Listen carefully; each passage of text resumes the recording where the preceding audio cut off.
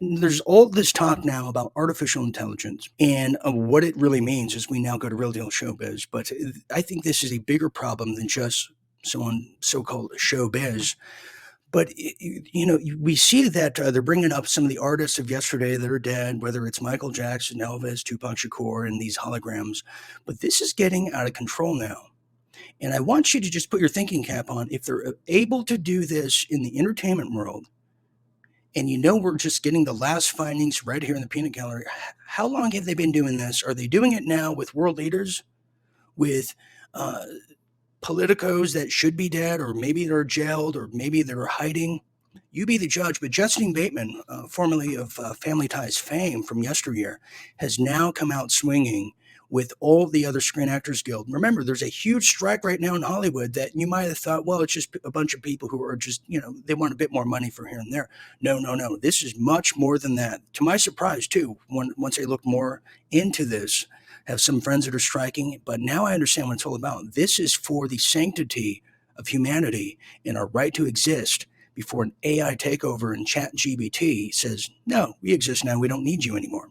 So pay attention, service sector, because Justine Bateman has something to say.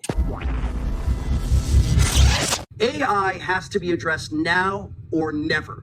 I believe this is the last time any labor action will be effective in our business. If we don't make strong rules now, they simply won't notice if we strike in 3 years, because at that point, they won't need us. Well, first I want to explain to people what AI is. I have a computer science degree from UCLA, and it's basically an algorithm. It's more complex than what I'm going to describe, but basically you just feed it a lot of information, like if you, like Waze, okay? You feed it all the maps, you feed it all the real-time traffic, and then you give it a task. Take me from spot A to spot B in the shortest amount of time, and it delivers that task based on all the material you've given it. The really kind of harsh reality of AI in the entertainment business is it's trained on all of our past work. All of our scripts, our films, all these actors' performances, all of this. So it's a regurgitation, it's an amalgamation. You give it a task and it spits out some new product that's based on all of our past work. So that I hope the Copyright Office is involved in this already. This is a massive infringement, like the size of which we've never seen before.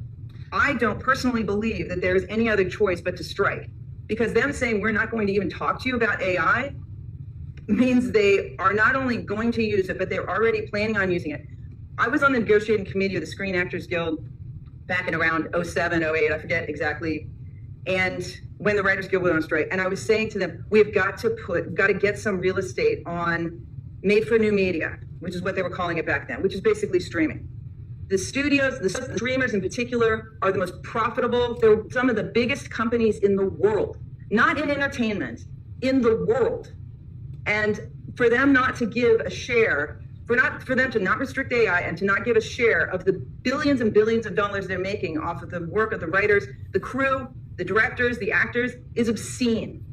And I believe this is coming for every single, I've heard of paralegals being replaced by ChatGPT.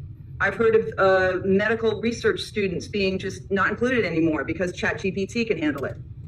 And I'm not saying ChatGPT and AI isn't like some monolithic robot that's going to take over the world. I'm talking about human use of it.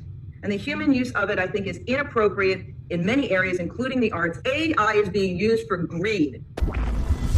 Yeah, this is a serious deal here. If they're able to replace just the common actor, we see this in the music field. They're making whole albums of bands that are dead and no longer. And, people say, yes, yes, applaud. But that's just to get the approval, to get their foot in the door. They're doing a lot more with reality. I'm willing to contend that this is being done with some people that have been rumored to have been deceased, dead. But it's the fact that they're still propping them up with tomfoolery, AI, holograms, you name it, is keeping them alive. A, George Soros could be one of them. I'm willing to bet. B, Hillary Clinton. C, Barack Obama. D, the Bushes. E, fill in a blank. Yeah, we're being played on a grand scale here. And the people, in the hardworking people in the entertainment business that are saying, no, I'm a voice actor. No, I'm a writer. No, I don't want to be replaced. They're being exploited by the streaming services out there. and by the big studios who are looking in the future like New York is and saying no more natural gas stoves. They don't need the human anymore. We're entering the post-human era. They've talked about it in TED Talks. They've talked about it in the blueprints of the Agenda 21, 2030, 2050. They want to get rid of the industrial workers of yesteryear. They've profited. They've made societies off the backs of us, the workers. Now they want to get rid of any collateral and just kill everybody if you don't kill yourself first, like Jamie Foxx, like many others who are in the workplace where they've been mandated. This is what they want to do. Then they want to replace reality with artificial intelligence, all based on greed. On a certain level, at the very top, it's based on depopulation.